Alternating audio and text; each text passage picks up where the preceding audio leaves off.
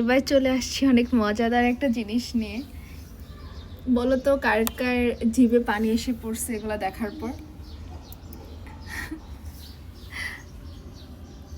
আমি জানি যে আচার অনেকেরই অনেক পছন্দের একটা জিনিস, সবাই অনেক বেশি পছন্দ করে। তো আমি হচ্ছে বিয়ের আগে সিজনে একবারই আচার বানানো হতো, যেরকম যেই সিজনে যেটা একটা করে আচার বানানো হতো, একটু বেশি করে আচার বানায় রাখতাম, তো হচ্ছে সবাই খেতাম। আর হচ্ছে আগে তো কখনোই বানাইতাম না, মা বানায় রাখতো। এখন তো মাকে অনেক বেশি মিস করতেছি। আগে তো একটা সময় গেছে যে আচার ছাড়া আমি ভাতই খেতে পারতাম না, আমার একটু হলেও আচার লাগতো। তো যার কারণে মা এটা হচ্ছে ফ্রিজে রেখে দিত অনেক বেশি করে বানায়া, তো একটু একটু করে খেতাম। আর মাঝখানে তো হচ্ছে আমি বানাইতাম, যেহেতু মানাই।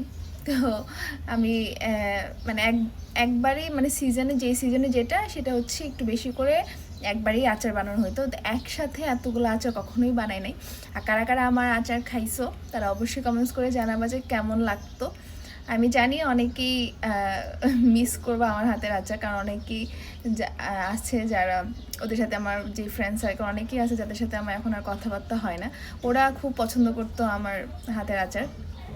তো তো যারা আছো তারা আমাকে অবশ্যই কমেন্টস করে জানাবা যে কেমন লাগতো, কারা কারা মিস করো আর কি।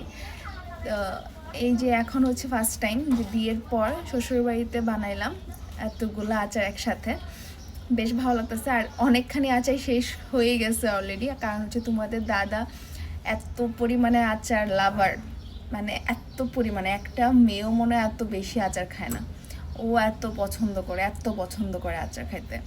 তো ওর জন্যই মেনলি বানানো। সবাই পছন্দ করি আমরা, কিন্তু ও একটু বেশি, অনেকখানি, মানে অনেকটুকু নিয়ে তার খাইতে হবে। আমাদের যেরকম একটু হইলে হয়ে যায়, কিন্তু ওর একটু হইলে হবে না, ওর অনেকখানি লাগবে। তো ওর জন্য ইচ্ছা মতো বানাই রাখলাম। আমরা সবাই খাবো, শুধু ওর জন্য না।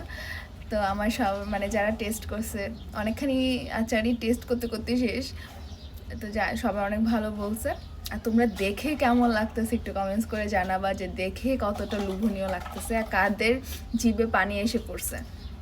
তো তোমাদের সাথে ওরকম ভিডিও শেয়ার করা হয় না প্রপারভাবে, তো ভাবলাম যে একটু ভিডিও করে নিই। আর আচারগুলো হচ্ছে রোদে দিচ্ছি, রোদে দিলে আচার ভালো থাকে।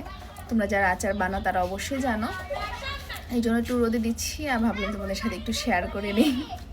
আর কাদের কাদের জিভে পানি আসছে একটু কমেন্টস করে জানাই দিও। তো এই আর কি। আর তোমাদের আরেকটা কথা, যারা আমার ইউটিউব চ্যানেল থেকে আমার ব্লগ দেখো প্লিজ সাবস্ক্রাইব করে দিও, আর যারা ফেসবুক থেকে দেখো প্লিজ ফলো করে পাশে থেকো। আর তোমাদের ভালোবাসাতেই তো আস্তে আস্তে করে অনেক দূর আগানো পসিবল, তোমাদের ভালোবাসা ছাড়া কোনো কিছুই পসিবল না। তো আশা করছি তোমরা আমার পাশে থাকবা। তো এই আর কি। তো এই জিনিসটা দেখে কার কার জিভে পানি আসছে কমেন্টস করে এক্ষুনি জানাবা, এক্ষুনি এক্ষুনি এক্ষুনি।